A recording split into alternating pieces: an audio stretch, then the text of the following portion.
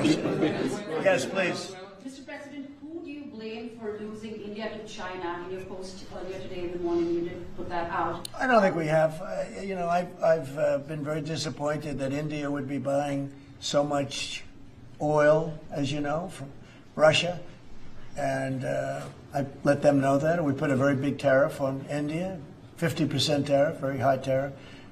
I get along very well with Modi, as you know. He's great. He was here a couple of months ago.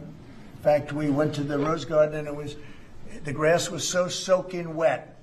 It was such a terrible place to have a news conference. I said, well, let's use a beautiful white stone emblematic of the White House, okay? And it's been very well received. But we had a news conference on the grass. That was my last news conference I had on the grass because everybody sunk in. You probably sunk in. Every reporter out there, they ruined their shoes. We made that change. It's been a really well-received change. Yeah, please, go ahead. On Venezuela. You've sent F-35s down to Puerto Rico. You've sent naval vessels into the Caribbean. You're concerned about drugs being illegally sent into the Yeah. How do you describe this buildup, this situation? Well, I just think it's strong. We're strong on drugs. We don't want drugs killing our people. I believe we lost 300,000. You know, they always say 95, 100,000. I believe they've been saying that for 20 years. I believe we lost 300,000 people last year. I know families that lost their son.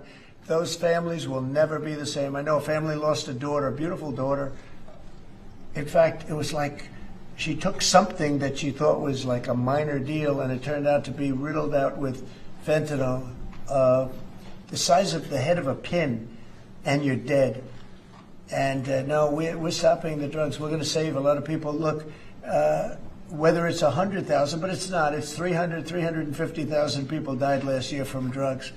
And we're not going to let that happen to this country. Think of that. Think if you're in a war and you lose 300,000. We'll lose 600,000 in the pretty much between Gettysburg and all of that, the Civil War. We lost, 600,000. So we're losing half of that every year to drugs. We're not going to do it. We're not going to allow it to happen.